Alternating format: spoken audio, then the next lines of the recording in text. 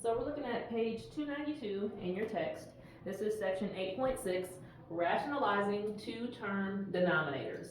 So we've rationalized single-term denominators in section 8.5, and so now we're going to look at what to do when your denominator has two terms. Remember that a term is separated by a plus or a minus sign. So in the last one, we only had things like, square root of 2x in the denominator. It did not have a plus or minus anywhere in it. All right, so before we do that, we want to kind of review a little bit about what happens when you multiply two terms by two terms, or a binomial by a binomial, particularly when it has a radical in it. So at the bottom of 292, they have this example. They have 5 plus the square root of 7 times 5 minus the square root of 7, okay? So we notice they look identical, except one has a plus and one has a minus. Let's go ahead and FOIL, or as we talk about distributing, it's the same thing. We're going to distribute the 5 times 5. That's going to give us 25. We'll take 5 times our negative square root of 7. That's going to give us a minus 5 square root of 7. We'll take the square root of 7 times 5. This one's a positive, so it'll be plus 5 square root of 7. And lastly, the square root of 7 times a negative square root of 7 is going to give us a negative square root of 49. Okay? At this point, we'll simplify. Well, we notice that here we have the same term, right? We've got like a square root of 7, square root of 7. So we can combine these two terms. Negative 5 plus 5 equals 0. So what happens is these actually will cancel out in the middle. I know that 25 will still be 25. And then our square root of 49, well, it's a perfect square. So the answer is 7. The minus is still there, so it's minus 7. Well, now I have no more radicals. All the radicals have canceled out. My radicals in my like terms ended up canceling to 0, and I ended up with a perfect square so that I have no more radical there either. So now we can just subtract and have our final answer of just 18. So this is the process that we're going to use when we're wanting to rationalize a denominator that happens to have two terms. If we multiply by the opposite of that term, what we call a conjugate, okay? It's the same terms, but if it's plus, the conjugate would be the same two terms with a minus. Multiplying by the conjugate will cancel out all the radicals, and we'll have a denominator with no radical in it, okay? So let's take a look at what this would look like in our first example, example 8.6a on 293.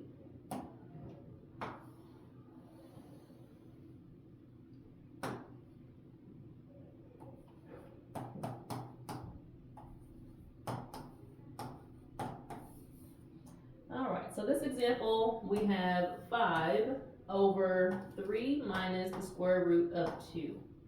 So our denominator needs to be rationalized, and we know that because it has a radical term in there.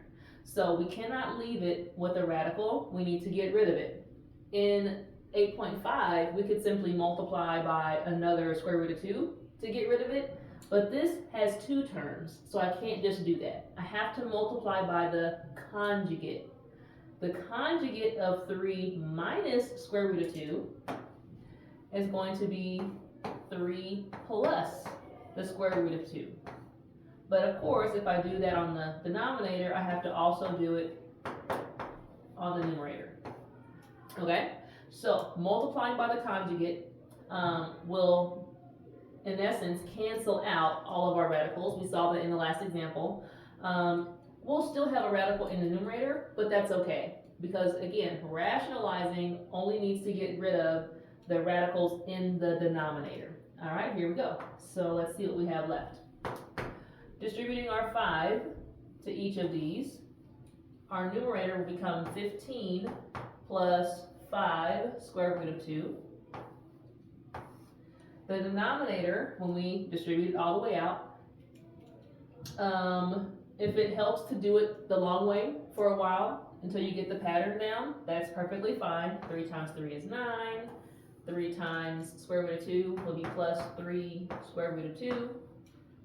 Negative square root of 2 times 3 will be minus 3 square root of 2.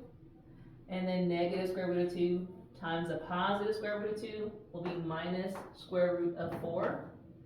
Now we expect every time that we do this, we expect that these middle terms will be exactly opposites and that they will cancel each other out, okay? And I'll be just left with 2 whole numbers because this is also a perfect square. The square root of 4 is really 2. So I'm going to be taking 9 minus 2 for the denominator.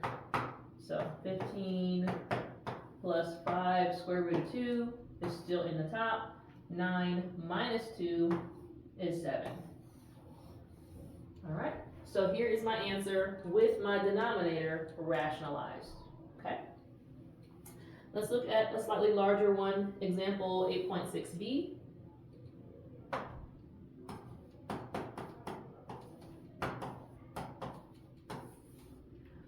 And it has 6 plus 3 square root of 6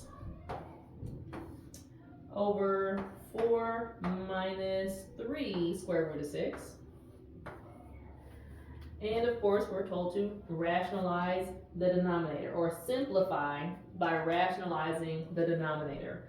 Be careful. It's very tempting to want to just try to cancel out the 3 square root of 6, but that cannot happen because this is locked in with this plus sign. This is locked in with the minus sign. This is one, one expression. I can't just break it apart. If it was multiplied like 6 times, 3 square root of 6, and this was 4 times 2 square root, then you could cancel it. But because it's part of our binomial, we cannot cancel it unless the whole thing was the same. Okay, so train your eyes to know the difference. So the best we can do here is we need to rationalize the denominator by multiplying the top and bottom, or numerator and denominator, by the conjugate. It was 4 minus, so we'll do 4 plus 3 square root of 6, 4 plus 3 square root of 6, and we get to distribute quite a bit. All right, so we're gonna have 6 times 4 is 24, 6 times 3 square root of 6. Remember the numbers out in front will multiply. 6 times 3 is 18. And we still have the square root of 6. 3 square root of 6 times 4. 3 times 4 is 12 with the square root of 6. And 3 square root of 6 times 3 square root of 6. Well, the 3 times 3 is 9. And then our square root of 6 times the square root of 6 becomes the square root of 36. Okay, so of course we can simplify, but I'm going to go ahead and distribute the bottom and then we'll combine like terms and things. So we've got 4 times 4 is 16, 4 times 3 square root of 6, 4 times 3 is 12, so 12 square root of 6, negative 3 square root of 6 times 4 will be negative 12 square root of 6. And then negative 3 square root of 6 times positive 3 square root of 6 is going to be negative 9. And then the square root of 6 times the square root of 6, again, is the square root of 36. Okay? Again, don't try to cross out the things that look the same here. These, again, are locked in as part of our polynomial. Okay? So, let's see if we can combine some like terms here. We notice that these both have a square root of 6. So I've got 18 plus 12, which will give us 30. Let's scoot this up just a little bit. So my 24 is still there. 18 plus 12 is 30 square root of 6. And then I've got 9 times the square root of 36, which is really the same as just 9 times 6.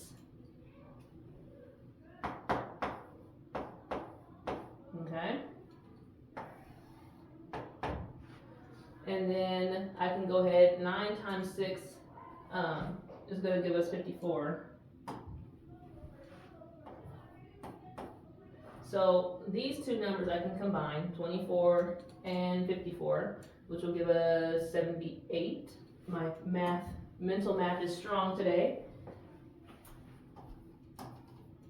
And then plus 30 square root of 6. Okay? That can't go any simpler because the square root of 6 does not contain any perfect squares, so I'm satisfied that that's as far as this numerator can go. Let's look at our denominator. So we have these two terms, which we already know will cancel out, negative 12, positive 12. So we're left with 16 minus 9, but we already said the square root of 36 is just 6. So we're going to end up with this 9 times 6, 54. So 16 minus 54, it's going to give us a negative 38. Yep. And then, so at this point, our denominator is rationalized and we're happy, but we can go an extra step here, okay? To completely reduce or put this whole expression into lowest terms, we notice that, if nothing else, all of these numbers are even, okay? And that lets me know that I can divide through by at least 2. So, looking at 78 and 30, I know that I can divide those both by 2. And that will leave us with 39 plus 15 square root of 6. Notice we didn't divide the 6 by 2 because that's kind of like, reminds me of just like the value of like x on the end of something at this point. So the square root of 6 is like having 15x. I'm just concerned about, reducing the coefficient. So we divided the coefficients by 2. And then 38 on the bottom here. So I can divide 2 into 38 to finally reduce it down. And then the last thing is they don't usually like the negative to stay on the bottom. Sometimes they'll go ahead and put it in the front or in line with your fraction bar. So 2 goes into 2 once, then goes into 38 19 times. So our final answer, negative in the front, 39 plus 15 square root of 6 over 19. So this of course has multiple steps, and let's kind of recap real quick. So we started here, the directions said to rationalize the denominator. So we knew to multiply by the conjugate, which was the plus version of that.